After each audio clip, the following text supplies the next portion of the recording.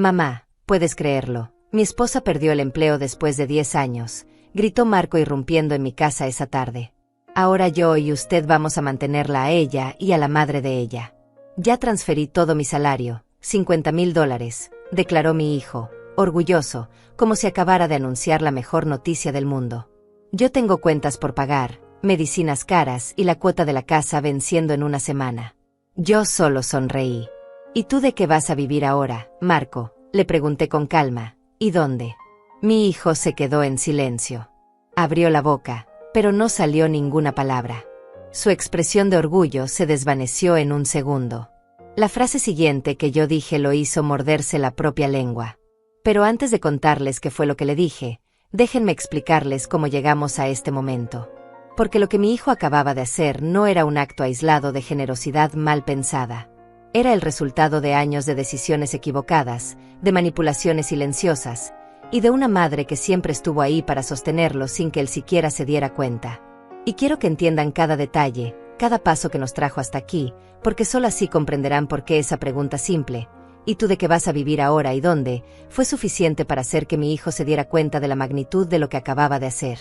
Quiero que conozcan mi historia. Quiero que sepan quién soy yo, quién es mi hijo, y como una mujer de 68 años que pasó toda su vida trabajando y sacrificándose llegó al punto de tener que enfrentar a su propio hijo con una verdad que él nunca quiso ver. Mi nombre es Marisol. Tengo 68 años y durante toda mi vida he sido una mujer de trabajo. No vengo de familia con dinero, no tuve estudios universitarios, no heredé nada más que la voluntad de sobrevivir y la costumbre de levantarme cada mañana sin importar lo cansada que estuviera. Me casé joven, a los 20 años. Con un hombre bueno llamado Alberto. Él trabajaba en construcción, levantando paredes, cargando sacos de cemento, bajo el sol inclemente o bajo la lluvia, haciendo lo que fuera necesario para traer dinero a casa. Yo me dedicaba al hogar y a hacer costuras por encargo, arreglando ropa de los vecinos, haciendo dobladillos, surciendo pantalones, bordando manteles para bodas y bautizos. No ganaba mucho, pero cada dólar ayudaba. 2 años después de casarnos nació Marco, nuestro único hijo. Y durante 12 años fuimos felices. No teníamos lujos, no salíamos de vacaciones, no teníamos carro nuevo ni casa propia, pero teníamos lo suficiente. Teníamos comida en la mesa, un techo sobre nuestras cabezas, y nos teníamos los unos a los otros. Eso era más que suficiente. Hasta que un día todo cambió. Alberto no regresó del trabajo. Hubo un accidente en la obra. Una viga mal asegurada. Eso fue todo. En un instante, mi esposo ya no estaba. Y yo, a mis 32 años, me quedé viuda, sola, con un niño de 12 años que dependía completamente de mí. No hubo indemnización, no hubo seguro, no hubo nada más que un ataúd y unas pocas palabras de condolencia de gente que después desapareció. Me tocó levantarme. No tuve el lujo de quedarme en cama llorando mi pérdida, aunque Dios sabe cuánto lo necesitaba. Tenía que alimentar a Marco. Tenía que pagar el alquiler, tenía que sobrevivir. Conseguí trabajo en una fábrica textil, cosiendo uniformes escolares 8 horas al día, 6 días a la semana. El sueldo era miserable, pero era algo. Por las noches, cuando Marco ya estaba dormido, yo seguía cosiendo, ahora por mi cuenta, terminando encargos de vecinos que me pagaban unos cuantos dólares por arreglar sus ropas. Dormía 4, a veces 3 horas por noche. Mis manos empezaron a dolerme. Mis dedos se hinchaban, mi espalda crujía cada mañana. Pero no podía parar. No podía darme el lujo de enfermarme, de descansar, de rendirme. Marco era mi responsabilidad y yo no iba a fallarle como la vida nos había fallado a nosotros. Mi hijo creció. Creció viendo a su madre trabajar hasta el agotamiento. Creció sabiendo que cada cosa que tenía costaba sacrificio. Y creció siendo un buen chico, estudioso, responsable, con sueños de llegar a ser alguien en la vida. Cuando terminó la secundaria con buenas calificaciones, me dijo que quería ir a la universidad, que quería estudiar ingeniería. Yo no tenía dinero. No tenía ahorros. Pero no iba a ser yo quien le dijera que no a mi hijo. Vendí las pocas joyas que me quedaban de mi matrimonio, unos aretes de oro que Alberto me había regalado en nuestro aniversario, una cadenita delgada que fue de mi madre. Con eso pagué el primer semestre. Después saqué un pequeño préstamo, trabajé turnos dobles en la fábrica, Acepté todos los encargos de costura que llegaban, sin importar lo difíciles o mal pagados que fueran. Durante 5 años viví así. 5 años en los que apenas vi a mi hijo porque él estaba estudiando y yo estaba trabajando. 5 años en los que mis manos se deformaron completamente por la artritis, en los que mi cuerpo empezó a cobrarme la factura de tantos años de abuso. Pero Marco se graduó. Mi hijo se convirtió en ingeniero. Consiguió un buen trabajo en una empresa de construcción, con un sueldo que yo nunca había soñado ganar en toda mi vida. Y por primera vez en décadas, respiré aliviada. Por primera vez pensé que tal vez, solo tal vez, yo también podría descansar un poco. Me jubilé de la fábrica a los 62 años. La pensión que me dieron era una burla, $400 al mes, pero al menos ya no tenía que levantarme a las 5 de la mañana para cumplir horarios inhumanos. Seguí cosiendo desde casa, porque $400 no alcanzan para nada, pero al menos podía hacerlo a mi ritmo, sin supervisores, sin presión. Marco se mudó a su propio departamento cuando tenía 26 años. Estaba orgullosa de él. Mi hijo era independiente, tenía su vida, su trabajo, su futuro. Un año después conoció a Yolanda. Yolanda era una mujer de 30 años, bien vestida, siempre impecable, con un trabajo estable en una empresa de marketing donde ganaba buen dinero. La primera vez que la conocí, vino a mi casa con Marco. Me saludó con educación, con una sonrisa perfecta, pero había algo en sus ojos que me incomodó. Era una mirada fría, calculadora, como si me estuviera evaluando y ya hubiera decidido que yo no valía mucho. No dijo nada ofensivo, no hizo nada malo, pero una madre sabe. Una madre siente cuando alguien no tiene buenas intenciones con su hijo. Pero me callé. No iba a ser la suegra entrometida que arruina la relación de su hijo por un simple presentimiento. Marco estaba enamorado, o al menos eso decía, y yo no tenía derecho a meterme. Se casaron cuando Marco tenía 27 años.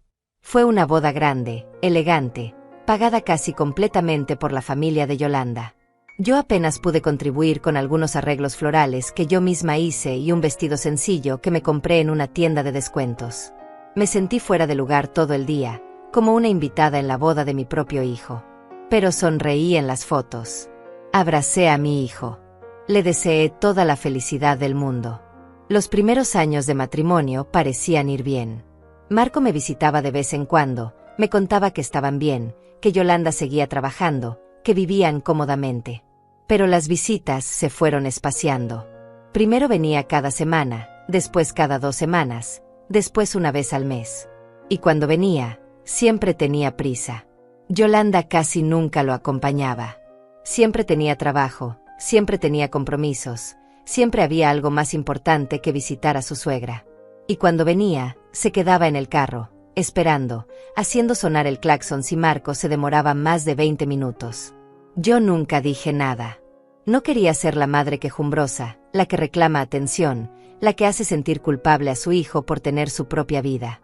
Hace 3 años mi salud empeoró. Los años de trabajo excesivo me pasaron factura. Me diagnosticaron diabetes tipo 2 e hipertensión arterial. Las medicinas que necesitaba costaban más de $200 al mes, y eso sin contar las consultas médicas. Con mi pensión miserable y los pocos dólares que ganaba cosiendo, no me alcanzaba. Empecé a racionar mis pastillas, tomando solo la mitad de la dosis para que me duraran el doble. Marco se enteró y se molestó. «Mamá, no puedes hacer eso, es peligroso», me regañó. «Necesitas tomar tus medicinas completas o te vas a enfermar peor». Le expliqué la situación, que entre la cuota de la casa que todavía estaba pagando, los servicios básicos, la comida y ahora las medicinas, no llegaba a fin de mes. Marco suspiró, sacó su billetera y me dio $200. «Compra tus medicinas, mamá, por favor», me dijo con preocupación genuina. Y yo los acepté porque necesitaba esas pastillas para seguir viva. Desde entonces, Marco empezó a ayudarme económicamente. Cada mes me daba entre $100 y $300, dependiendo de cómo estuviera él. Yo siempre le agradecía, siempre le decía que no era necesario, pero la verdad es que sin esa ayuda yo no hubiera podido sobrevivir. Y me dolía. Me dolía profundamente depender de mi hijo después de haberlo sostenido yo sola durante tantos años. Me sentía como una carga. Hace un año, Marco me propuso abrir una cuenta bancaria conjunta. «Mamá, así es más fácil», puedo depositarte el dinero directamente y si tienes alguna emergencia puedes usar la tarjeta sin tener que esperarme, me explicó.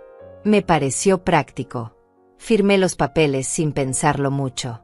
Me dieron una tarjeta de débito vinculada a esa cuenta, y Marco empezó a depositar entre $200 y $300 cada mes. Yo usaba ese dinero exclusivamente para mis medicinas y emergencias médicas. Nunca gasté un centavo en otra cosa. Era mi salvavidas. Y así pasó el tiempo. Yo seguía viviendo mi vida tranquila, sencilla, cosiendo para ganar algunos dólares extra, visitando a mi vecina Angélica que tenía mi edad y era mi única amiga cercana, yendo a mis consultas médicas cada 2 meses, tomando mis pastillas religiosamente. Marco seguía visitándome, aunque cada vez menos. Y Yolanda seguía siendo un fantasma en mi vida, una nuera que existía solo en las historias que mi hijo me contaba pero que nunca estaba presente de verdad. Hasta que hace 6 meses noté algo extraño. Revisé el saldo de la cuenta conjunta porque necesitaba sacar dinero para comprar mis medicinas, y vi que había menos de lo que esperaba.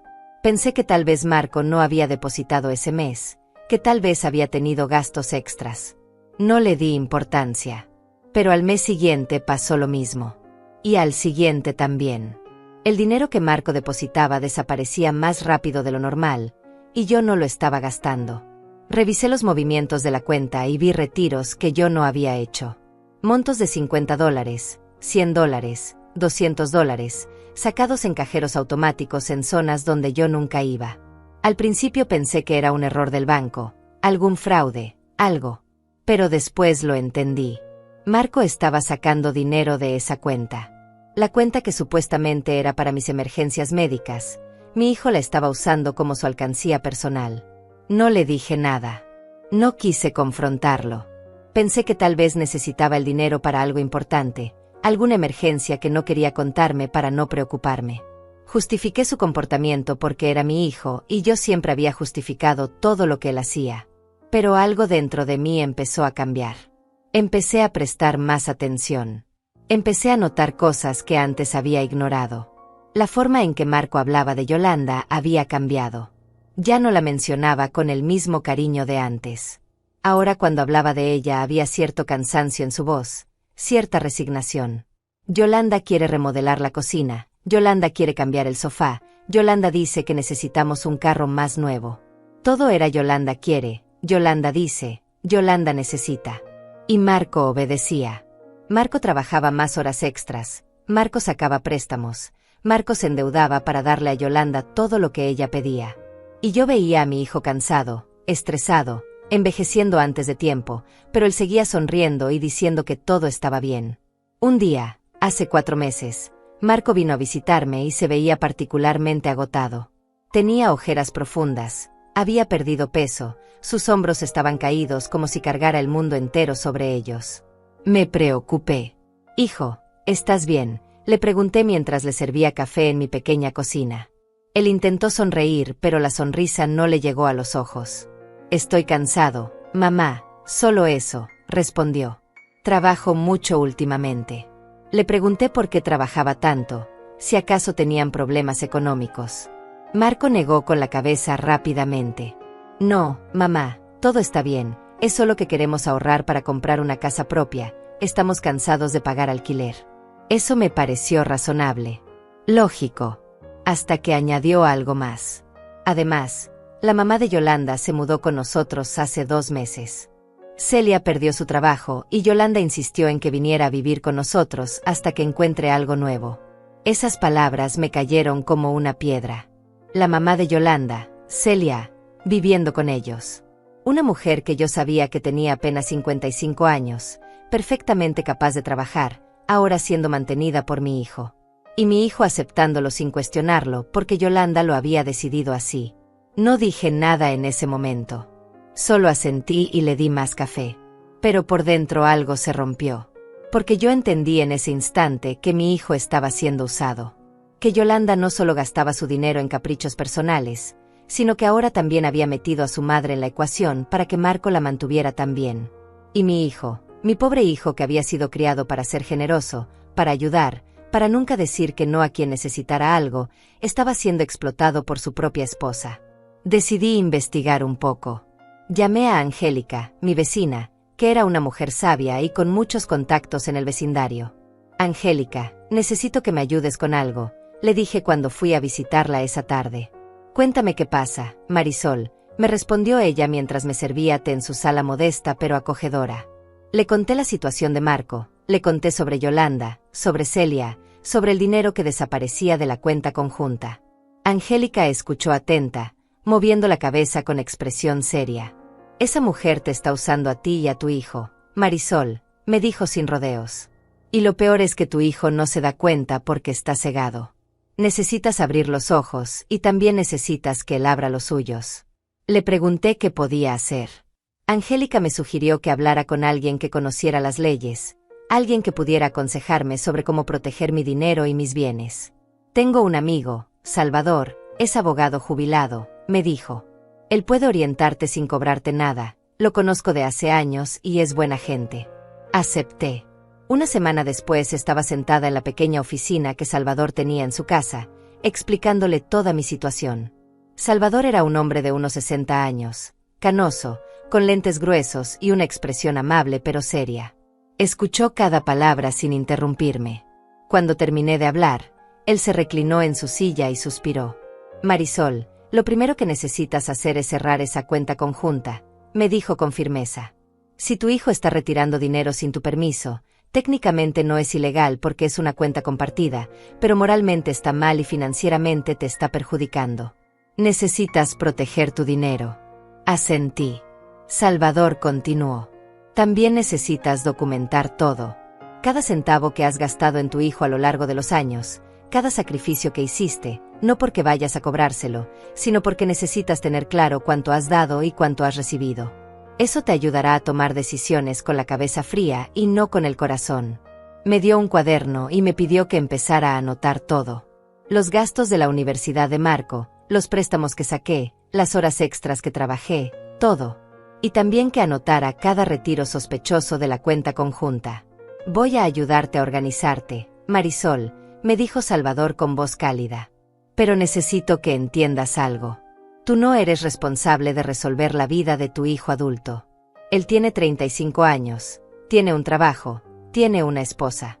Si ellos toman malas decisiones financieras, no es tu obligación rescatarlos. Esas palabras me dolieron porque sabía que tenía razón. Pero también me liberaron. Porque por primera vez en mi vida alguien me estaba dando permiso para decir que no. Para poner límites. Para dejar de sacrificarme por alguien que ya no me necesitaba o que al menos no debería necesitarme. Pasé las siguientes semanas documentando todo. Llené página tras página del cuaderno con números, fechas, recibos que había guardado durante años. Calculé que había gastado aproximadamente $42,000 en la educación de Marco, sumando la universidad, los libros, el transporte, la comida, todo. Dinero que yo no tenía, pero que conseguí trabajando hasta destruir mi cuerpo. También documenté los retiros no autorizados de la cuenta conjunta. En 6 meses, Marco había sacado más de $1,800 sin decirme nada. Dinero que era para mis medicinas, para mis emergencias, y que él estaba usando para quién sabe qué. Angélica venía a visitarme seguido. Me traía té, nos sentábamos en mi pequeña sala y hablábamos durante horas. Ella me daba fuerzas cuando yo me sentía débil, cuando la culpa amenazaba con hacerme retroceder. No es culpa tuya, Marisol, me repetía una y otra vez. Tú fuiste una buena madre. Hiciste todo lo que pudiste y más. Ahora tu hijo necesita aprender a ser un hombre de verdad, no un títere manipulado por su esposa. Salvador también me visitaba. Revisábamos los documentos, organizábamos la información, preparábamos un plan. Él me ayudó a cerrar la cuenta conjunta sin que Marco se diera cuenta inmediatamente. Transferí el poco dinero que quedaba a una cuenta nueva que abrí solo a mi nombre. Cuando Marco se diera cuenta, ya sería tarde. También me ayudó a redactar una carta formal donde establecía límites claros. La carta explicaba que yo ya no podía seguir siendo su apoyo financiero, que necesitaba cuidar de mí misma, que él era un adulto responsable y que confiaba en que podría manejar su propia vida sin depender de su madre anciana. Salvador me sugirió que no le entregara la carta todavía. Espera el momento adecuado, me aconsejó. Espera a que él venga a pedirte algo, porque va a venir. Y cuando venga, ahí le entregas esto y le dices la verdad. Y así esperé. Seguí mi rutina normal. Cosía, iba a mis consultas médicas, visitaba a Angélica, hablaba con Salvador. Por fuera todo parecía igual. Pero por dentro yo estaba cambiando. Estaba preparándome. Estaba fortaleciéndome. Marco seguía visitándome de vez en cuando, pero yo notaba que cada vez estaba más estresado. Se veía demacrado, ansioso, nervioso. Hablaba menos, sonreía menos. Y yo sabía que algo estaba por explotar. Sabía que Yolanda estaba apretando más la soga alrededor del cuello de mi hijo. Y sabía que eventualmente él vendría a pedirme ayuda como siempre lo había hecho. Hasta que llegó ese día. Ese martes por la tarde cuando Marco irrumpió en mi casa sin avisar, con los ojos brillantes y esa expresión de orgullo mezclado con desesperación. «Mamá, puedes creerlo, mi esposa perdió el empleo después de 10 años», repitió Marco, cerrando la puerta detrás de él con más fuerza de la necesaria.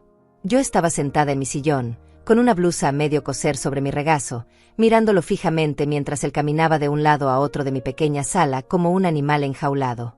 «Ahora yo y usted vamos a mantenerla a ella y a la madre de ella», continuó, y la forma en que lo dijo, como si fuera lo más natural del mundo, como si mi opinión no importara en absoluto, me confirmó todo lo que había estado sospechando durante meses. Mi hijo ya no tomaba decisiones. Mi hijo obedecía órdenes. «Ya transferí todo mi salario, $50,000, mamá», declaró entonces, y esas palabras me golpearon como un puño en el estómago. Todo lo que tenía ahorrado más un préstamo que saqué del banco. Yolanda lo necesita para estar tranquila mientras busca trabajo, y también para ayudar a Celia porque ella tampoco ha encontrado nada todavía. Lo dijo todo de un tirón, sin respirar, como si necesitara convencerse a sí mismo de que había hecho lo correcto. Yo no dije nada todavía. Solo lo observé. Observé a mi hijo de 35 años, un hombre adulto con educación universitaria que yo pagué sacrificando mi salud, parado frente a mí justificando por qué acababa de regalar $50,000 sin pensarlo 2 veces. $50,000 que era todo su patrimonio. $50,000 que había ahorrado durante años trabajando como ingeniero. $50,000 que ahora estaban en manos de una mujer que acababa de perder su trabajo y que aparentemente lo primero que hizo fue extender la mano para quedarse con el dinero de su esposo. «Tú entiendes, ¿verdad, mamá?», me preguntó Marco, acercándose a mí con esa expresión de niño buscando aprobación que yo conocía tan bien. «Es solo temporal, hasta que Yolanda encuentre algo nuevo. Ella tiene experiencia, tiene contactos, seguro consigue trabajo pronto. Y mientras tanto nosotros la apoyamos». Nosotros. Esa palabra me resonó en los oídos como una campana de alarma. Nosotros. Él y yo. Como si yo hubiera sido consultada. Como si yo hubiera firmado ese cheque junto con él.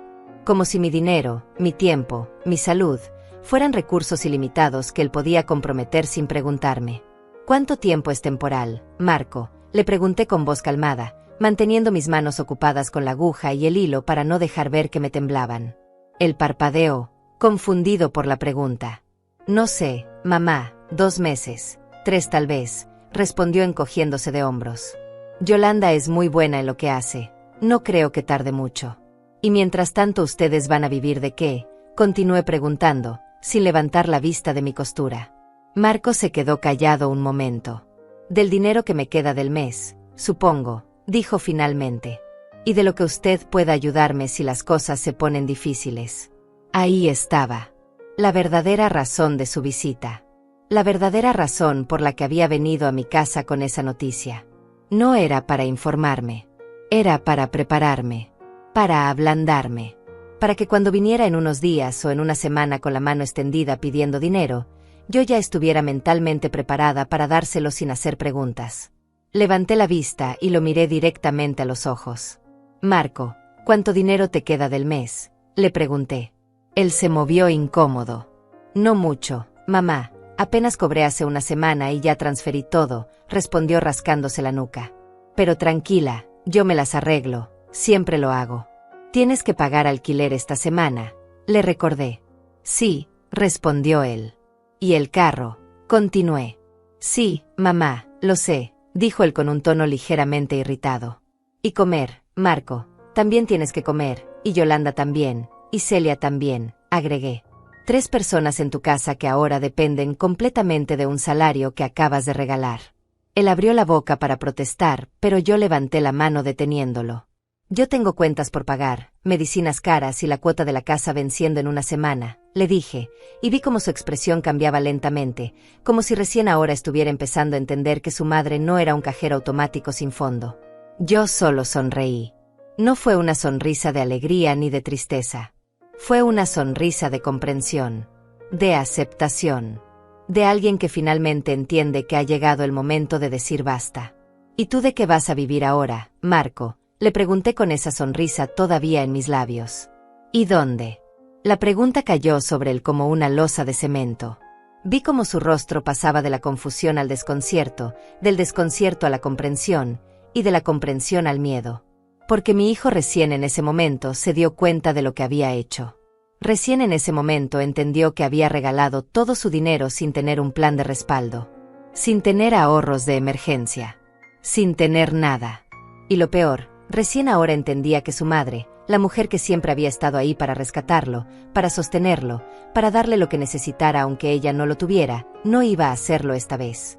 Yo pensé, comenzó a tartamudear Marco, pero no completó la frase porque no sabía cómo terminarla. Pensaste que yo iba a ayudarte. Completé la frase por él. Pensaste que tu madre iba a abrir su billetera como siempre lo ha hecho y te iba a dar el dinero que necesitas para pagar tus cuentas mientras tú mantienes a tu esposa y a tu suegra. Marco tragó saliva. No es así, mamá, intentó defenderse. Yo solo vine a contarte lo que pasó, no vine a pedirte dinero. Todavía no, agregué. Todavía no viniste a pedirme dinero. Pero ibas a venir. En unos días, cuando te des cuenta de que no te alcanza. Cuando Yolanda te pida dinero para el supermercado y tú no tengas. Cuando Celia necesite algo y Yolanda te exija que se lo compres. Cuando el banco te llame porque el carro está atrasado. Ahí ibas a venir, ¿verdad, Marco? Mi hijo se quedó en silencio. No podía negar lo que ambos sabíamos que era verdad. ¿Sabes cuánto gano al mes?, le pregunté entonces, dejando la costura a un lado y juntando mis manos sobre mi regazo. Marco negó con la cabeza lentamente. $400 de pensión, le informé. $400 por 40 años de trabajo. Y con suerte saco otros 200 de las costuras cuando hay suficientes encargos. Eso es $600 al mes, Marco. De esos $600, 350 se van en la cuota de la casa.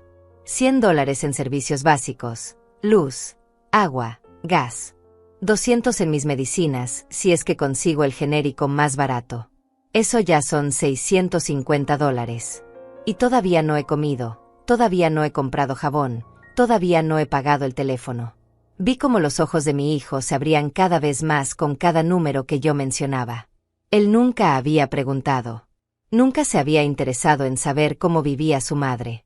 Solo asumía que yo me las arreglaba de alguna manera mágica. Y cuando sabía que yo no me las arreglaba, me daba algo de dinero y se iba tranquilo pensando que había cumplido con su deber filial.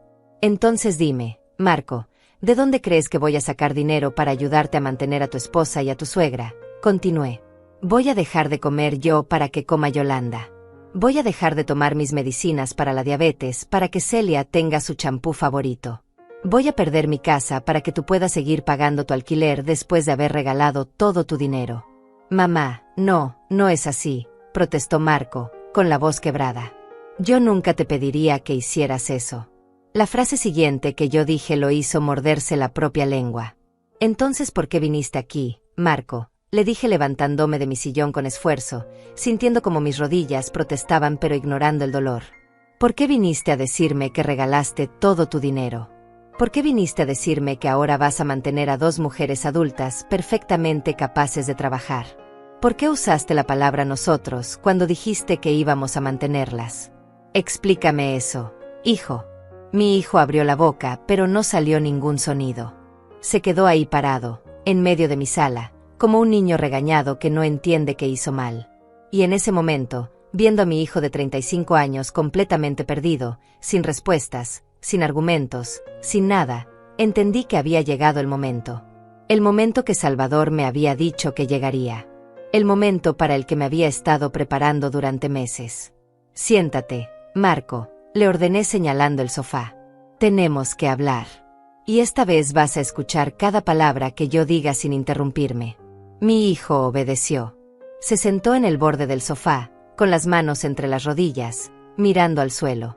Yo volví a mi sillón, tomé el cuaderno que tenía guardado en el cajón de la mesita lateral, ese cuaderno donde había documentado todo durante las últimas semanas, y lo abrí en la primera página.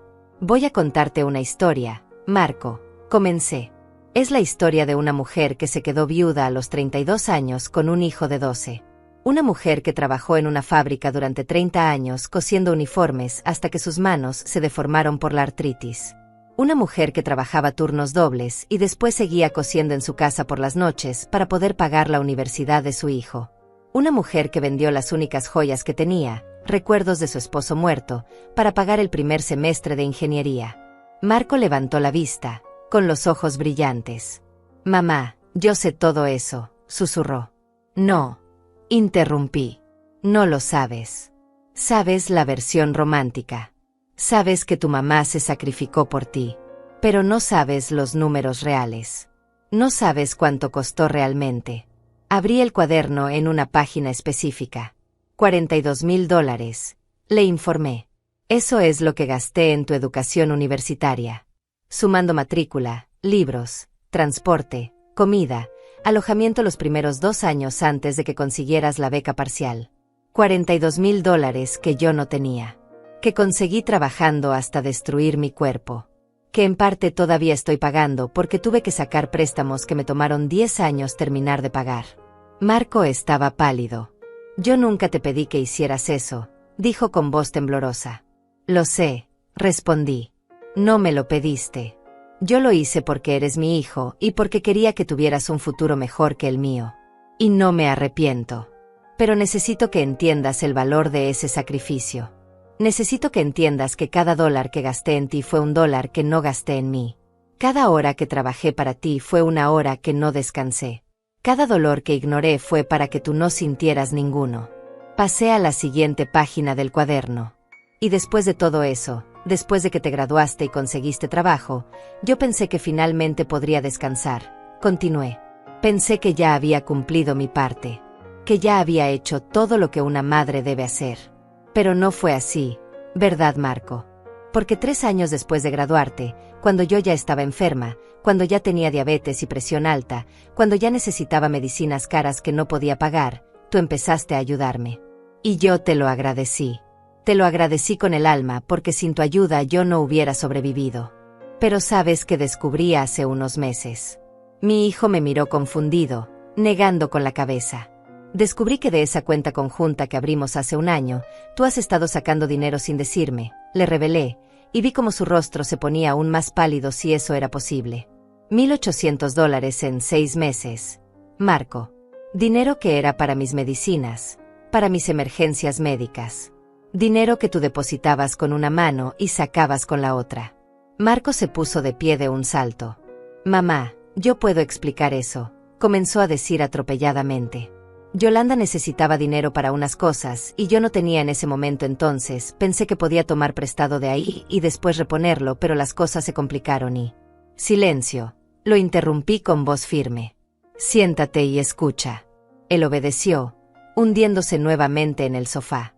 Su lenguaje corporal había cambiado completamente. Ya no era el hombre orgulloso que había entrado anunciando su gran acto de generosidad. Ahora era un niño asustado enfrentando las consecuencias de sus acciones. «Y necesitas saber algo más», continué. «Esa cuenta ya no existe. La cerré hace 3 semanas. Abrí una cuenta nueva solo a mi nombre. El dinero que quedaba, que no era mucho después de tus retiros no autorizados, está ahora en un lugar donde solo yo puedo acceder». Marco abrió la boca, pero yo levanté la mano. «No he terminado», le advertí. «También hablé con un abogado. Salvador, un amigo de la familia. Él me ayudó a organizar toda mi situación financiera, a documentar todo, a proteger lo poco que tengo. Y me ayudó a redactar esto». Saqué del cuaderno un sobre blanco doblado. «Es una carta para ti», le expliqué. «Una carta donde establezco límites claros. Donde te explico que yo ya no puedo seguir siendo tu red de seguridad financiera. que eres un adulto de 35 años con un trabajo estable y que es tu responsabilidad manejar tu propia vida y tus propias finanzas. Que yo necesito cuidar de mí misma ahora porque nadie más lo va a hacer. Le extendí el sobre, pero Marco no lo tomó. Solo me miraba con una mezcla de shock, dolor y algo que parecía traición en sus ojos. No puedo creer que hayas hecho todo esto a mis espaldas, dijo finalmente con voz ronca. A tus espaldas, repetí con incredulidad. Marco, tú has estado sacando dinero de mi cuenta a mis espaldas durante meses. Tú acabas de regalar $50,000 y venir a decirme que ahora nosotros vamos a mantener a tu esposa sin siquiera preguntarme si yo podía o quería hacerlo. Y me hablas de hacer cosas a espaldas. Mi hijo se pasó las manos por el rostro, respirando profundo. Esto es por Yolanda, ¿verdad?, dijo entonces.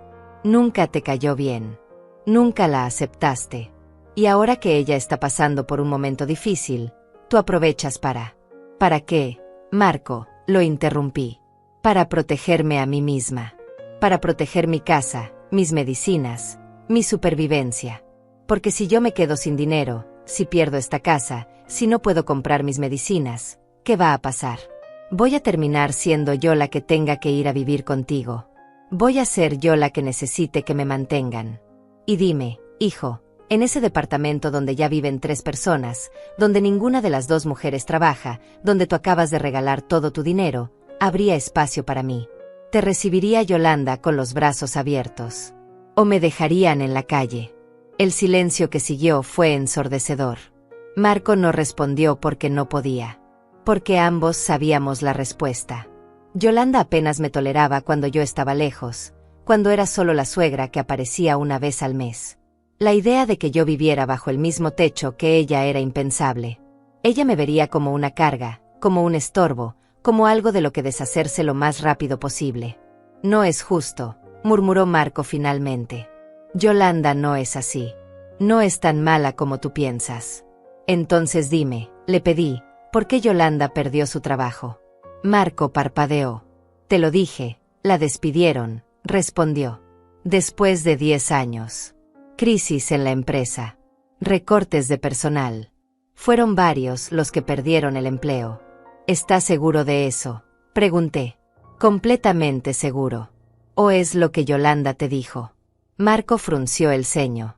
¿Por qué lo dices así?, preguntó desconfiado. Porque yo también investigué un poco, admití. Angélica, mi vecina, tiene una sobrina que trabaja en la misma empresa donde trabajaba Yolanda. Y según lo que ella me contó, Yolanda no fue despedida. Renunció. Presentó su renuncia voluntaria hace un mes. Vi cómo el color desaparecía completamente del rostro de mi hijo. Eso no es cierto, dijo negando con la cabeza. Yolanda me dijo que la despidieron. Me mostró la carta de despido. ¿Por qué me mentiría sobre eso? Por el dinero, Marco, respondí simplemente. Porque si te decía que renunció voluntariamente, tú le hubieras preguntado por qué. Le hubieras preguntado qué planes tiene, cómo va a pagar sus cuentas. Pero si te dice que la despidieron, que fue injusto, que está devastada, entonces tú entras en modo héroe. Tú quieres protegerla, cuidarla, darle todo lo que necesita para que se sienta mejor. Y eso es exactamente lo que hiciste. Le diste $50,000 sin hacer preguntas. Eso no tiene sentido, protestó Marco, pero su voz ya no tenía la misma convicción. ¿Por qué renunciaría a un trabajo estable después de 10 años? Esa es la pregunta que deberías hacerle a ella, respondí. Pero si quieres mi opinión, creo que Yolanda tiene un plan. Creo que ese dinero que le diste no es para sobrevivir mientras busca trabajo. Es para otra cosa.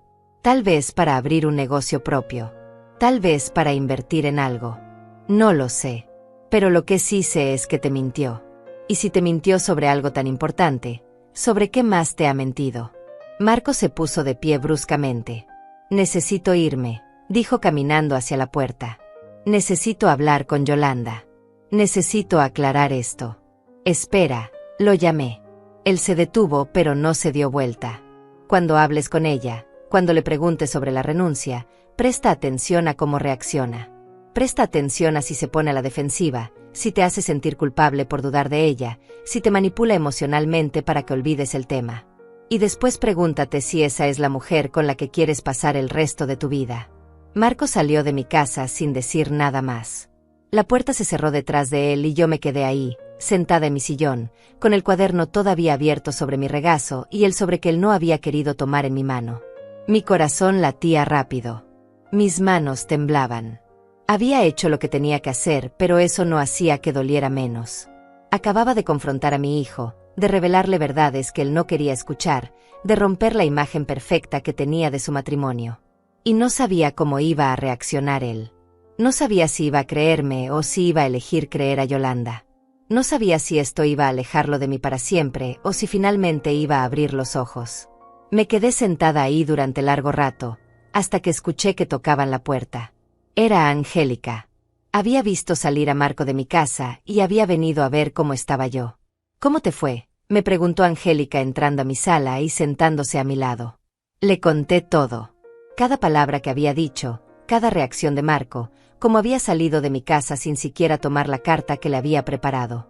Angélica escuchó en silencio, asintiendo de vez en cuando, y cuando terminé de hablar me tomó las manos entre las suyas. «Hiciste lo correcto, Marisol», me dijo con firmeza. «Fue difícil, fue doloroso, pero era necesario. Tu hijo necesitaba escuchar esas verdades. Ahora depende de él qué hace con esa información. Pero ¿qué pasa si elige creerle a Yolanda?», dije en voz baja expresando mi mayor miedo. «¿Qué pasa si decide que yo soy la mala, que estoy inventando cosas, que solo quiero separarlos?» «Entonces habrás hecho todo lo que podías hacer», respondió Angélica. «No puedes obligarlo a ver lo que no quiere ver. Marisol, no puedes salvar a alguien que no quiere ser salvado. Lo único que puedes hacer es protegerte a ti misma y esperar que eventualmente él se dé cuenta por sí mismo». Tenía razón. Yo lo sabía. Pero eso no hacía que fuera más fácil aceptarlo. Los siguientes días fueron extraños. Marco no me llamó. No vino a visitarme. No respondió los 2 mensajes que le mandé preguntando si estaba bien. Era como si hubiera desaparecido. Y yo empecé a preocuparme de verdad. Empecé a pensar que tal vez había sido demasiado dura con él, que tal vez debería haberlo manejado de otra forma, con más delicadeza, con más cuidado. Pero Salvador, cuando fui a visitarlo para contarle lo que había pasado, me recordó por qué había hecho lo que hice. «Marisol, tu hijo tiene 35 años», me dijo. «No es un adolescente. Es un hombre adulto que tomó una decisión terrible y que ahora tiene que enfrentar las consecuencias. Tú le dijiste la verdad. Eso nunca está mal, aunque duela. Ahora él necesita tiempo para procesar esa verdad, para investigar por su cuenta, para tomar sus propias decisiones. Dale ese tiempo». Una semana después de la confrontación, recibí una llamada. Era un número que no reconocía. Contesté con cierta desconfianza. «Marisol, soy yo», dijo la voz al otro lado. Era Marco. Su voz sonaba cansada, derrotada, rota. «Hijo, ¿dónde estás?», le pregunté inmediatamente. «¿Estás bien?». «Estoy en un hotel», respondió. «Salí de la casa hace 3 días. Necesitaba espacio para pensar». Mi corazón se aceleró. «¿Qué pasó, Marco? ¿Hablaste con Yolanda?». Hubo un largo silencio. «Sí», dijo finalmente. «Hablé con ella. Y tenías razón, mamá. Tenías razón en todo. Me contó todo. Me contó que había llegado a su departamento esa noche después de salir de mi casa, todavía en shock por todo lo que yo le había dicho.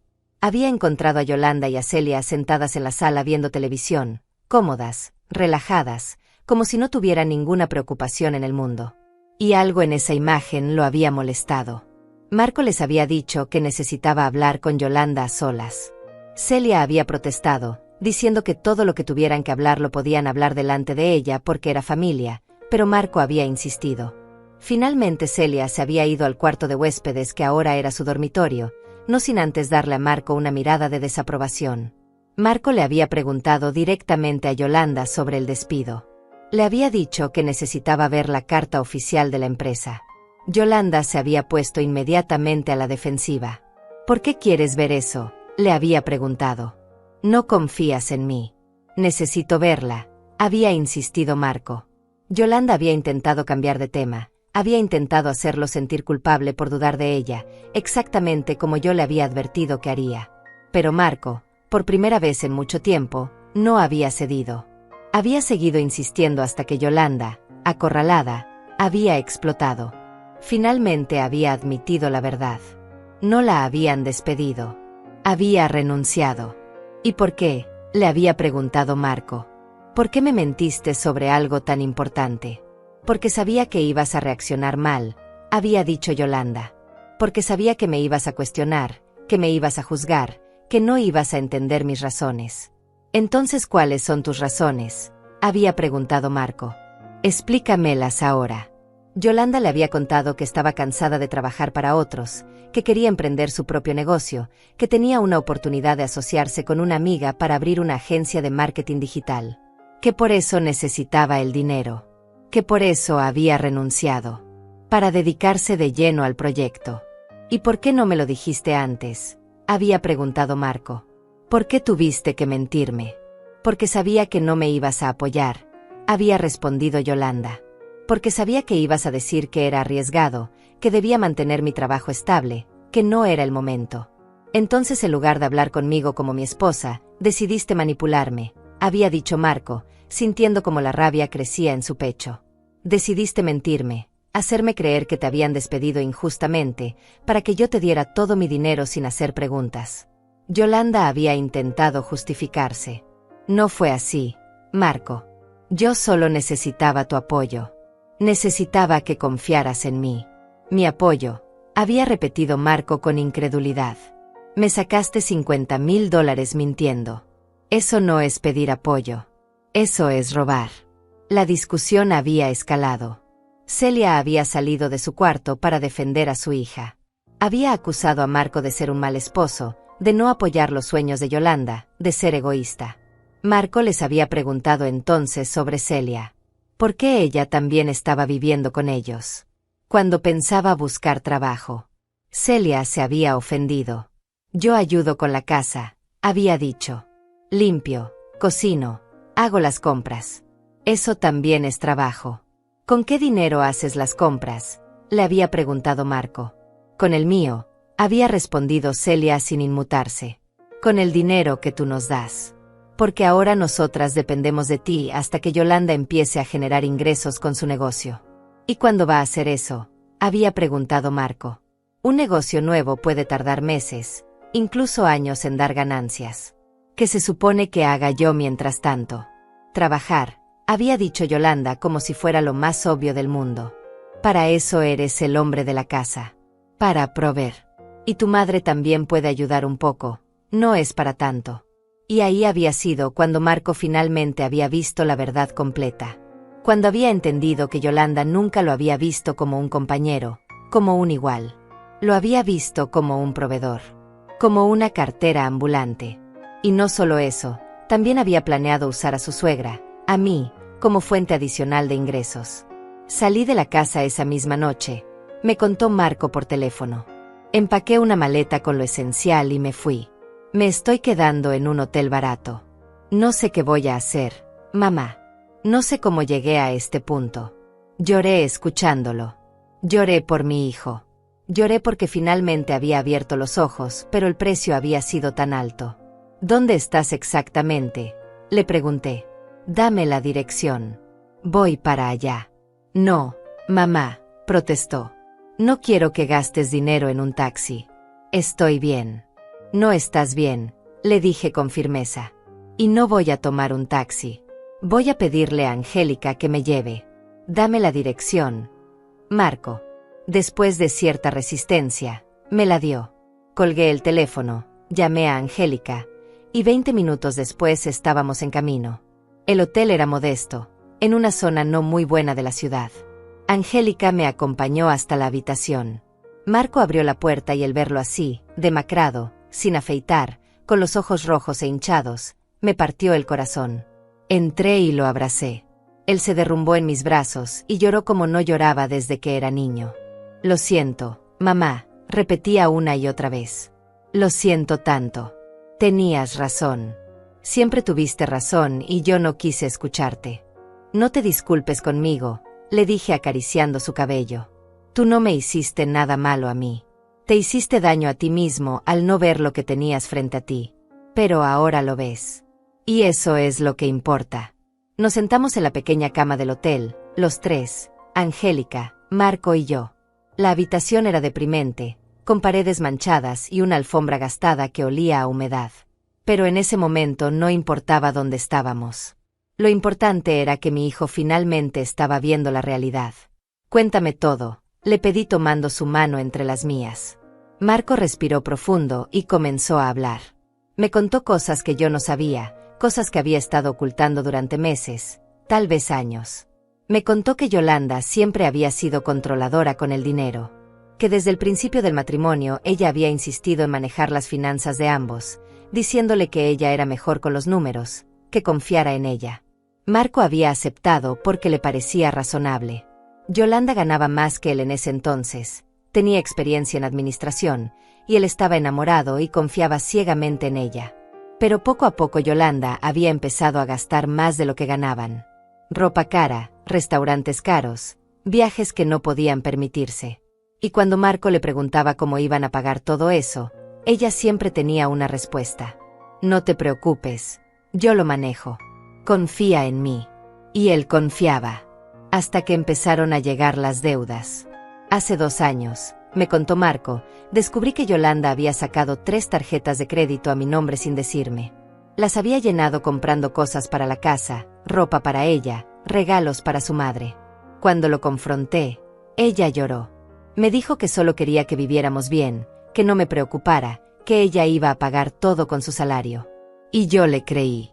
Trabajé más horas extras para ayudar a pagar esas deudas. Me maté trabajando, mamá, para pagar cosas que yo ni siquiera sabía que teníamos. ¿Y por qué no me contaste nada de esto?, le pregunté con el corazón apretado. Por vergüenza, admitió Marco. Porque me daba vergüenza aceptar que mi esposa me estaba manipulando.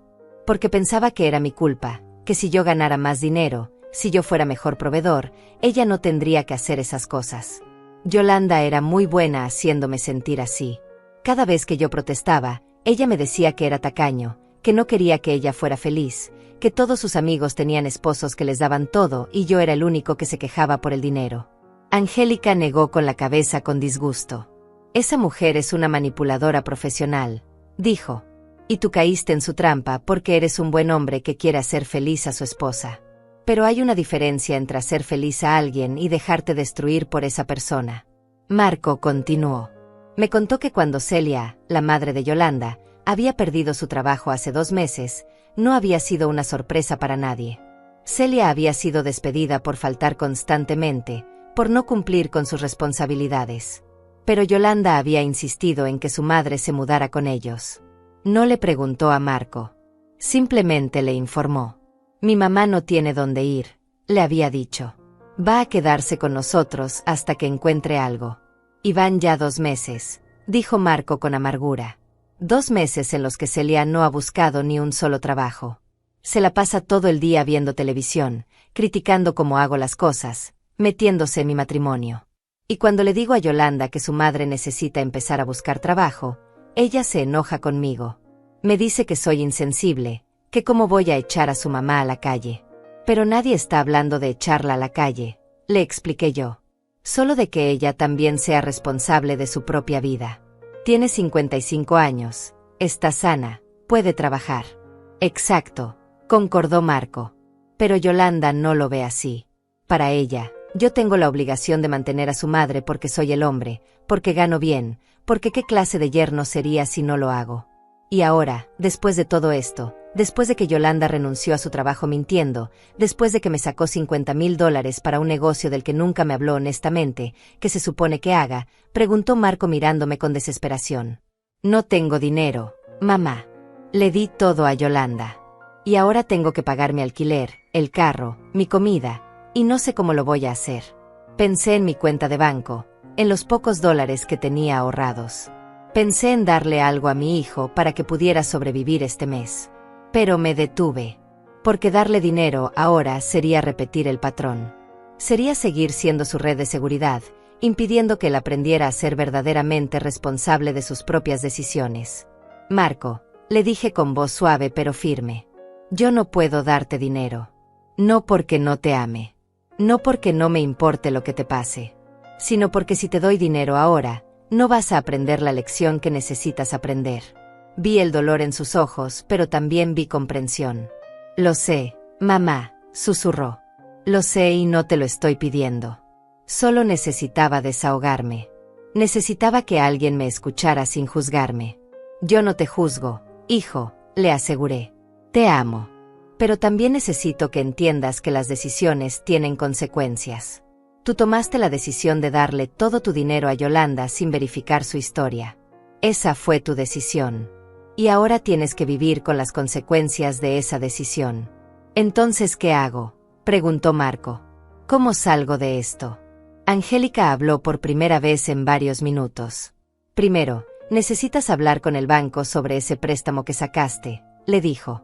Si sacaste $50,000, una parte debe ser de tus ahorros y otra parte debe ser prestada. Necesitas saber exactamente cuánto debes y establecer un plan de pago. Marco asintió. Saqué 20,000 de mis ahorros y 30,000 prestados, admitió. Tengo que empezar a pagar el préstamo el próximo mes. $500 mensuales durante 6 años.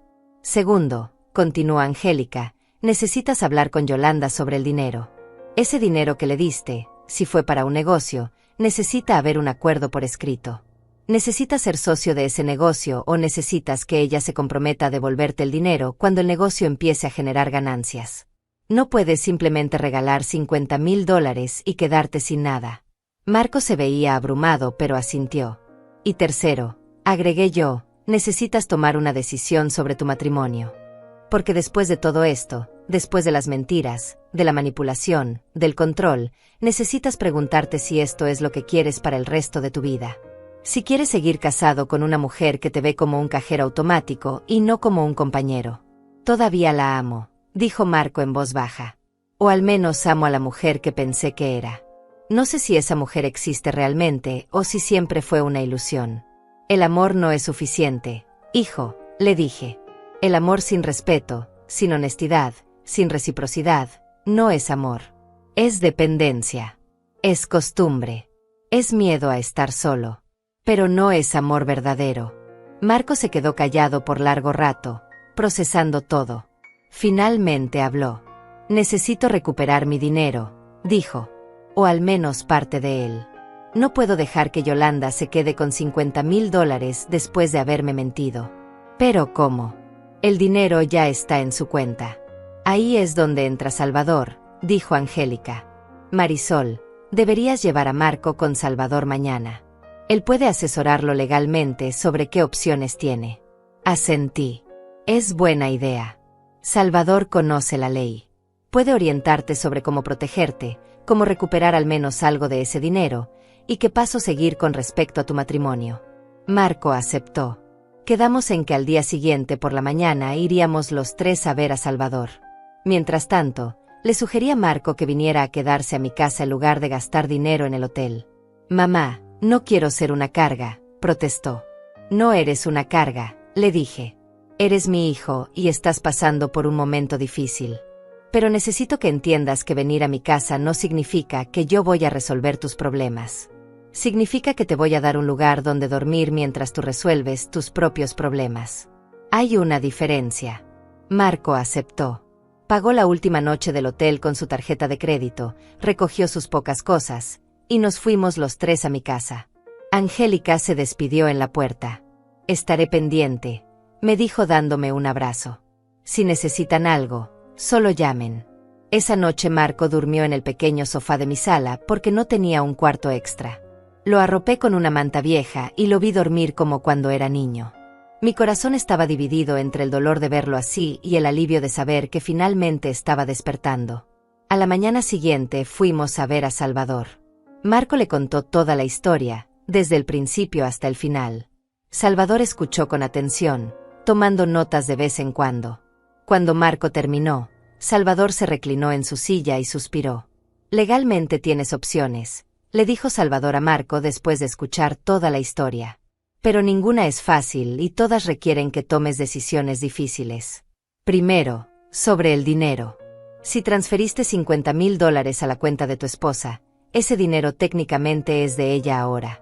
Sin embargo, si pueden demostrar que ese dinero fue obtenido mediante fraude o engaño, específicamente que ella mintió sobre haber perdido el empleo para manipularte a darte el dinero, podrías tener un caso. Pero tendrías que estar dispuesto a demandarla civilmente. Y si haces eso, tu matrimonio termina definitivamente. Marco tragó saliva. No sé si quiero llegar a ese punto, admitió. Entonces tu otra opción, continuó Salvador, es hablar con ella directamente y exigir que te devuelva el dinero o al menos una parte. Si ella se niega, y probablemente lo hará, entonces necesitas decidir si estás dispuesto a quedarte en un matrimonio donde perdiste $50,000 y tu esposa no siente ningún remordimiento por haberte mentido. Marco se veía pálido. ¿Y sobre el préstamo que saqué?, preguntó. Ese préstamo está a tu nombre, respondió Salvador. Eres legalmente responsable de pagarlo independientemente de dónde esté el dinero ahora. El banco no le importa si se lo diste a tu esposa o lo tiraste por la ventana. Tienes que pagar $500 mensuales durante 6 años. Esa es tu realidad. Si no pagas, arruinarás tu historial crediticio y eventualmente el banco tomará acciones legales contra ti. Marco puso su cabeza entre sus manos. Estoy arruinado, murmuró. Voy a estar pagando este préstamo durante años por un dinero que ya no tengo. No estás arruinado, lo corrigió Salvador. Estás en una situación difícil, pero no imposible. Tienes un trabajo estable. Tienes ingresos. Lo que necesitas hacer es ajustar tu estilo de vida dramáticamente. Necesitas reducir gastos. Necesitas tal vez conseguir un segundo trabajo temporal. Necesitas ser disciplinado con cada centavo que ganes. Es posible salir de esto, pero requiere sacrificio. Marco levantó la vista. Necesito hablar con Yolanda, dijo con determinación. Necesito confrontarla nuevamente, pero esta vez con toda la información. Necesito que me explique exactamente qué piensa hacer con ese dinero y cuándo piensa devolverme aunque sea una parte. Y si se niega, entonces necesito tomar decisiones más drásticas. Salvador asintió.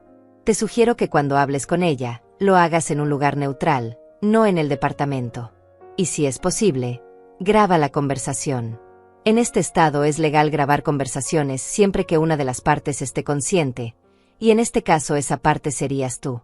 Si ella admite que mintió sobre el despido, si ella se niega a devolver el dinero, si dice algo que pueda usarse legalmente después, necesitas tener pruebas. Marco sacó su teléfono. ¿Puedo grabar con esto?, preguntó. Salvador asintió. Sí. Pero sé discreto. No le digas que la estás grabando porque entonces ella va a medir cada palabra que dice. Necesitas su reacción honesta. Salimos de la oficina de Salvador con un plan. Marco iba a contactar a Yolanda para reunirse con ella en un café público al día siguiente. Iba a pedirle explicaciones claras, iba a exigir que le devolviera al menos parte del dinero, y dependiendo de cómo ella reaccionara, tomaría las decisiones correspondientes. Esa tarde, Marco llamó a Yolanda. Necesitamos hablar, le dijo cuando ella contestó. Ahora no es buen momento, Marco, respondió Yolanda con tono irritado. Estoy ocupada organizando cosas del negocio. No me importa, dijo Marco con una firmeza que yo no le había escuchado antes. Necesitamos hablar mañana. Nos vemos en el Café Rosales a las 2 de la tarde. Estaré ahí. Y espero que tú también.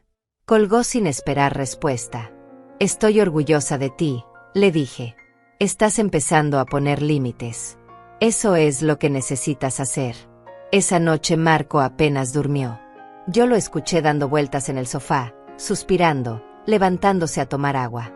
Sabía que estaba nervioso por la confrontación del día siguiente. Y tenía todo el derecho de estarlo.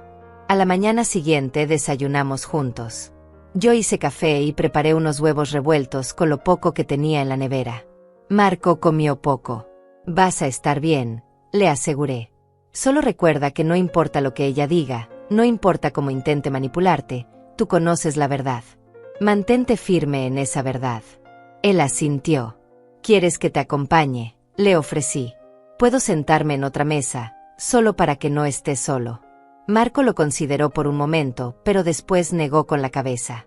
No, mamá, necesito hacer esto solo. Pero gracias por la oferta. A la 1:30 Marco se arregló lo mejor que pudo con la ropa limitada que había traído del hotel. Se veía cansado pero determinado. Me abrazó antes de salir. «Deséame suerte», me dijo. «No necesitas suerte, hijo», le respondí. «Necesitas claridad. Y esa ya la tienes». Marco se fue. Y yo me quedé en mi casa esperando, rezando para que todo saliera bien. Angélica vino a acompañarme. Nos sentamos juntas en mi sala tomando té, hablando de todo y de nada, tratando de distraernos. Pero mi mente estaba con mi hijo. 3 horas después Marco regresó. Entró por la puerta y yo supe inmediatamente por su expresión que no habían sido buenas noticias. «¿Qué pasó?», le pregunté levantándome de mi sillón. Marco se dejó caer en el sofá, exhausto. «Yolanda no vino», dijo con voz hueca. «La esperé durante 1 hora. Le mandé mensajes, la llamé. Nada». Finalmente me respondió un mensaje diciendo que si yo quería hablar con ella tenía que ir al departamento, que ella no iba a moverse de ahí solo porque yo se lo pidiera. «Esa mujer no tiene vergüenza», dijo Angélica con indignación. «Te está haciendo perder el tiempo a propósito. Está jugando contigo». «Lo sé», respondió Marco. «Por eso fui al departamento». «¿Fuiste?», pregunté sorprendida. Marco asintió. «Sí. Decidí que ya era suficiente. Si ella no venía a mí, yo iba a ella». Llegué al departamento y toqué la puerta. Yolanda abrió como si nada. «Hola, Marco», me dijo con una sonrisa que no llegaba a sus ojos. «Pensé que ibas a estar en el café». Le dije que la había estado esperando, que ella me había dejado plantado. Ella se encogió de hombros. «Se me olvidó», dijo. «He estado muy ocupada con el negocio». Entré al departamento y ahí estaba Celia, sentada en el sofá que yo había ayudado a pagar, comiendo galletas, viendo televisión. Ni siquiera me saludó. Solo me miró con desprecio y siguió viendo su programa. Marco continuó. Le dije a Yolanda que necesitábamos hablar en privado. Ella me dijo que cualquier cosa que tuviera que decir lo podía decir delante de su madre. Que no había secretos. Así que hablé ahí mismo, delante de las dos. Le dije que necesitaba que me devolviera el dinero. Le expliqué que había sacado un préstamo de $30,000 que ahora tenía que pagar, que no tenía ahorros, que estaba en una situación financiera desesperada. Le pedí que por favor me devolviera aunque sea 20,000 para poder respirar un poco. ¿Y qué dijo ella?, preguntó Angélica inclinándose hacia adelante. Marco soltó una risa amarga. Dijo que no. Que ese dinero ya estaba invertido en el negocio. Que no podía devolverlo aunque quisiera porque ya lo había usado para pagar depósitos, para comprar equipo, para registrar la empresa. Que yo debería estar orgulloso de estar invirtiendo en nuestro futuro en lugar de ser tan egoísta. Le dije que me había mentido, continuó Marco. Le dije que no la habían despedido, que había renunciado voluntariamente sin decirme. Yolanda ni siquiera se sorprendió. Solo me miró y dijo, ¿y qué si renuncié? Era mi trabajo, mi decisión. Tú no tenías por qué opinar. Le recordé que estamos casados, que se supone que las decisiones importantes las tomamos juntos. Ella se rió. Se rió en mi cara, mamá. Y me dijo que yo nunca había tomado decisiones importantes, que siempre había sido ella la que manejaba todo, la que pensaba por los dos, la que se encargaba de que tuviéramos una buena vida. Que yo solo era el que traía el dinero y ni siquiera lo hacía bien. Sentí la rabia subir por mi pecho. Esa mujer es despreciable, dije. Completamente despreciable. ¿Y Celia?, preguntó Angélica. ¿Qué hizo ella durante todo esto? Marco negó con la cabeza con disgusto. Celia apoyó cada palabra que dijo Yolanda. Me dijo que yo era un mal esposo, que cualquier hombre estaría orgulloso de tener una esposa emprendedora como Yolanda, que yo debería estar agradeciéndole que ella me aguantara siendo tan mediocre. Que si yo no podía mantenerlas adecuadamente, tal vez Yolanda debería buscar un hombre que sí pudiera. En ese momento supe que no había vuelta atrás, dijo Marco mirándome directamente a los ojos. En ese momento entendí que esas dos mujeres nunca me habían respetado. Nunca me habían visto como un compañero o como familia. Solo me veían como un medio para conseguir lo que querían. Y yo había sido demasiado ciego, demasiado ingenuo, demasiado enamorado para darme cuenta. ¿Qué hiciste entonces?, le pregunté a Marco, aunque una parte de mí ya sabía la respuesta. Les dije que me iba a divorciar, respondió Marco. Les dije que nuestro matrimonio había terminado, que iba a contactar a un abogado y que iba a iniciar los trámites de divorcio lo antes posible. Yolanda se quedó callada por un momento. Creo que no esperaba que yo dijera eso. Después se recuperó y me dijo que estaba bien, que de todas formas ella también había estado pensando en el divorcio, que yo nunca había sido suficiente para ella. Que adelante, que me divorciara. Pero que no esperara recuperar ni un centavo del dinero que le había dado. Ese dinero era de ella ahora y punto. Marco hizo una pausa, respirando profundo. Y después dijo algo que me dejó helado. Me dijo que si yo intentaba recuperar el dinero legalmente, si la demandaba, ella iba a contrademandar. Iba a decir que yo había sido abusivo durante el matrimonio, que la había controlado financieramente, que la había manipulado emocionalmente, que tenía amigas que testificarían a su favor, que iba a arruinar mi reputación de tal forma que nunca conseguiría otro trabajo decente. Angélica se puso de pie indignada. Esa mujer es una amenaza, dijo. Está amenazándote con acusaciones falsas para que no recuperes tu propio dinero. Eso es chantaje, Marco. Eso es ilegal. Lo sé, respondió Marco cansado. Pero también sé que aunque sean acusaciones falsas, el simple hecho de que existan ya puede arruinar mi vida. Las acusaciones de abuso, aunque sean mentira, se quedan en el registro. Los empleadores las ven. La gente las cree. Y Yolanda lo sabe. Por eso me está amenazando con eso. Me senté junto a mi hijo y tomé su mano. Marco, mírame, le dije. Él levantó la vista, con los ojos vidriosos. No puedes dejar que el miedo te paralice, continué. Sí, ella puede hacer acusaciones falsas. Sí, eso puede complicar las cosas. Pero la verdad eventualmente sale a la luz. Y tú tienes algo que ella no tiene. Tienes integridad. Tienes testigos de cómo realmente eres. Tienes años de historial laboral limpio, de ser un buen hombre, un buen hijo, un buen profesional. Esas mentiras no van a sostenerse porque no hay evidencia real. Pero él tiene razón en una cosa, interrumpió Angélica. Las acusaciones falsas pueden causar mucho daño antes de que la verdad salga a la luz. Marco necesita protegerse. Necesita documentar todo. Cada interacción con Yolanda de ahora en adelante necesita ser registrada. Salvador nos dijo que grabáramos las conversaciones. Dije. Marco, ¿grabaste algo de lo que pasó hoy? Marco sacó su teléfono. Sí, dijo. Grabé todo desde que entré al departamento. Tengo la parte donde Yolanda admite que renunció voluntariamente, donde se niega a devolver el dinero, y donde me amenaza con acusarme falsamente si intento recuperarlo. Eso es oro, dijo Angélica. Eso protege a Marco legalmente. Si ella hace esas acusaciones, él puede demostrar que fueron amenazas premeditadas para evitar que recuperara su dinero. Marco necesita llevarlo a Salvador inmediatamente, sugerí. Salvador sabrá qué hacer con esa grabación y cómo usarla para proteger a Marco. Vamos ahora mismo, dijo Angélica levantándose. No hay tiempo que perder. Los tres fuimos nuevamente a la casa de Salvador. Cuando llegamos era casi de noche. Salvador nos recibió y Marco le mostró la grabación. Salvador escuchó atentamente, tomando notas. Cuando terminó, se quitó los lentes y los limpió pensativamente. Esto cambia las cosas, dijo finalmente. Esta grabación demuestra 3 cosas importantes. Primero, que Yolanda mintió sobre su despido.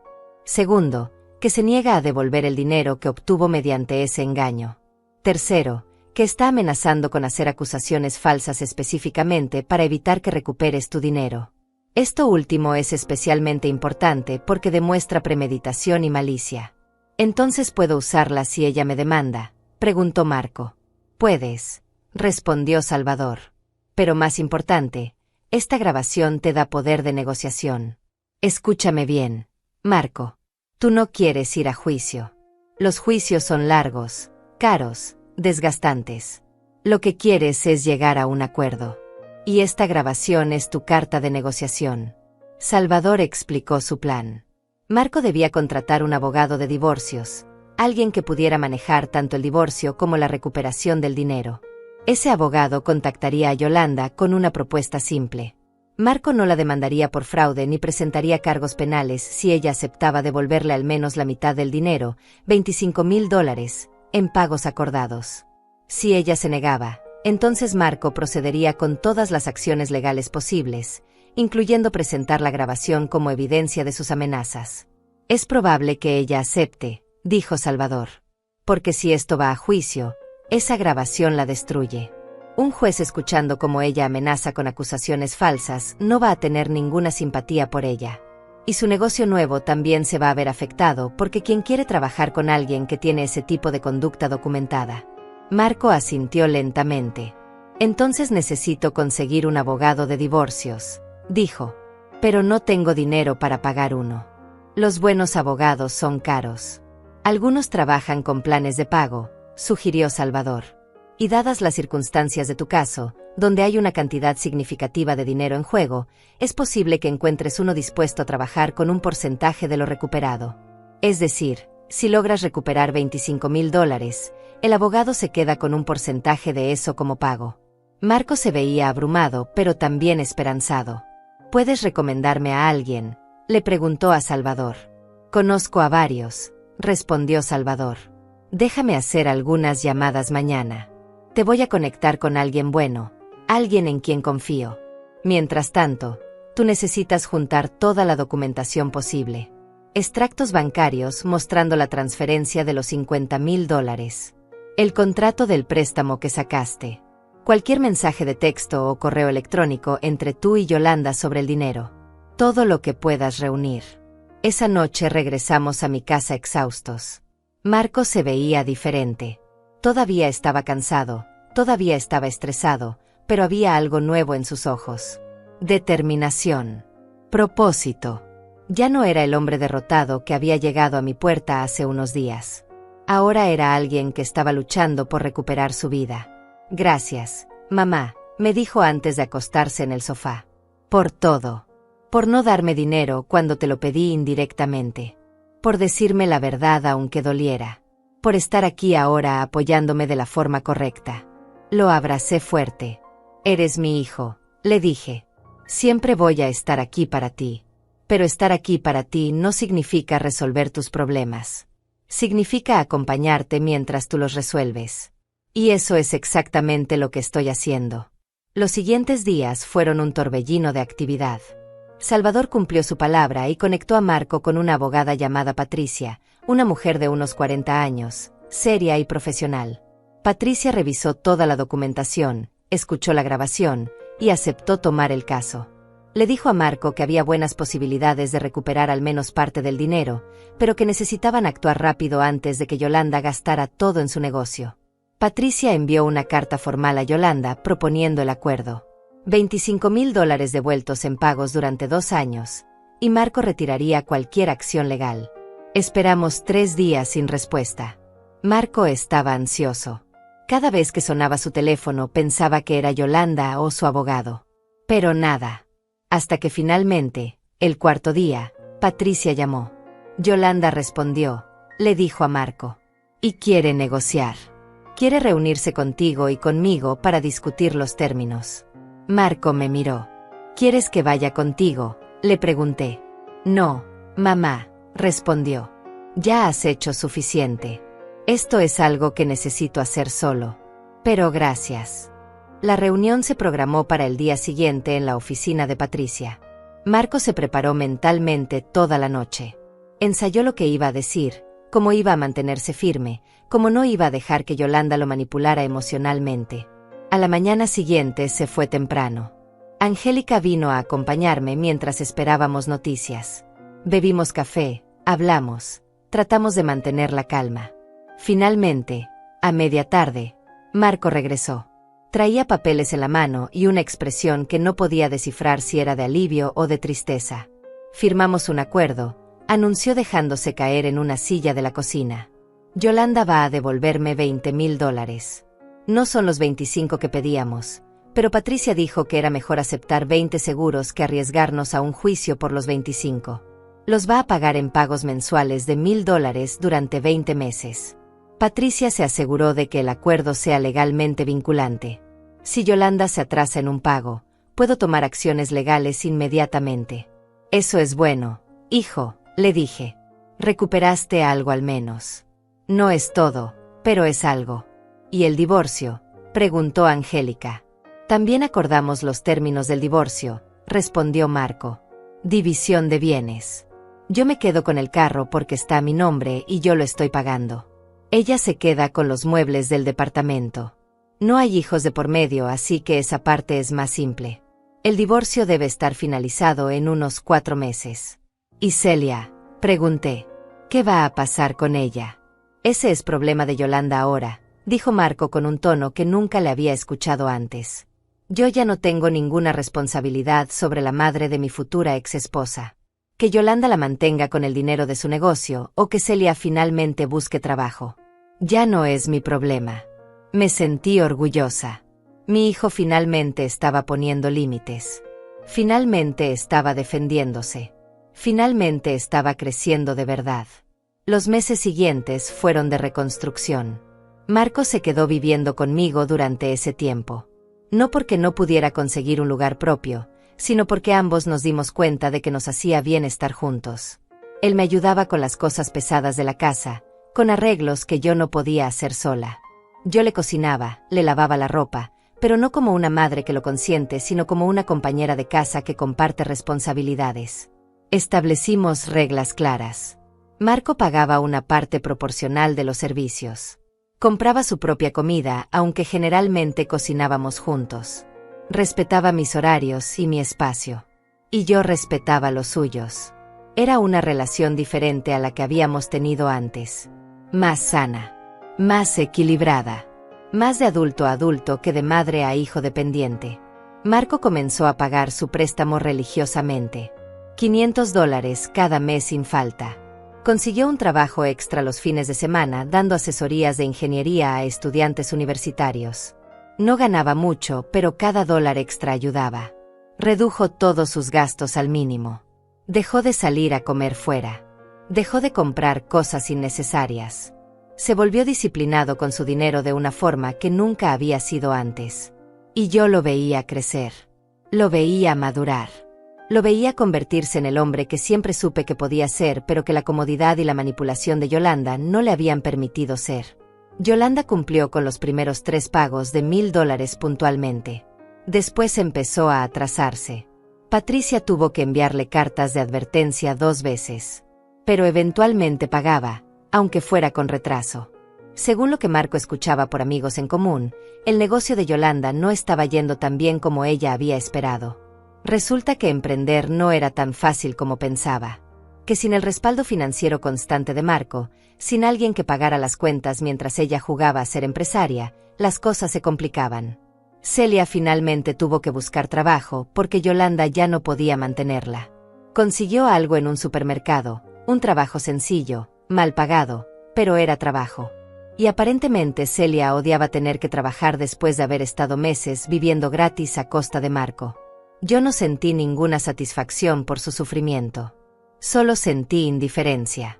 Ellas tomaron sus decisiones y ahora vivían con las consecuencias.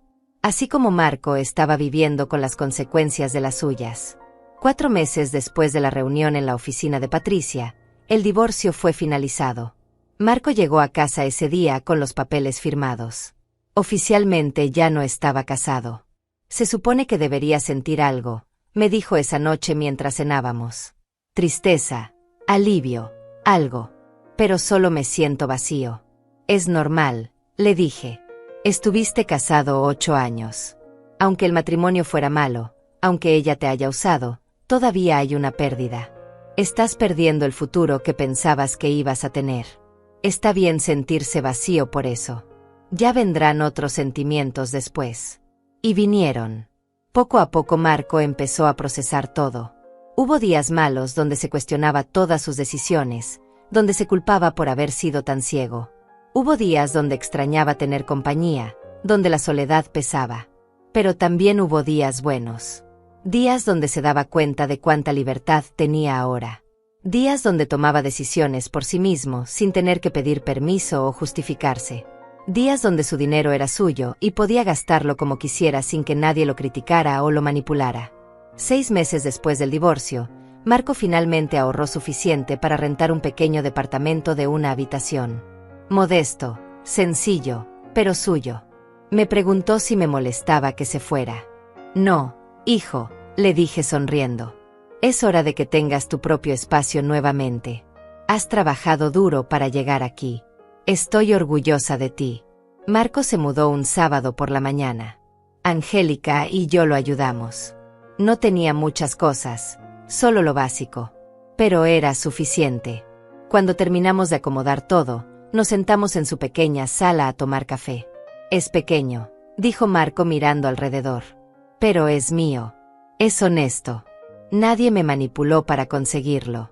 Nadie me mintió. Es el resultado de mi trabajo. Y eso lo hace perfecto. Exactamente, le dije. Eso es lo que importa. Marco empezó a reconstruir su vida social también. Reconectó con amigos que había descuidado durante su matrimonio, porque Yolanda siempre encontraba razones para que no los viera. Empezó a salir más, a hacer cosas que le gustaban, a redescubrir quién era él sin la sombra de su exesposa. Un año después de todo el drama, Marco vino a visitarme un domingo por la tarde. Trajo flores, algo que nunca había hecho antes.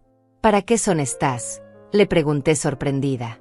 Para ti, mamá, respondió. Para agradecerte por salvarme. Por no dejarme seguir hundiéndome. Por amarme lo suficiente como para decirme la verdad aunque me doliera. No te salvé yo, hijo, le corregí. Te salvaste tú mismo. Yo solo te mostré la puerta. Tú fuiste quien decidió cruzarla. Ese día me contó que había terminado de pagar la mitad de su préstamo.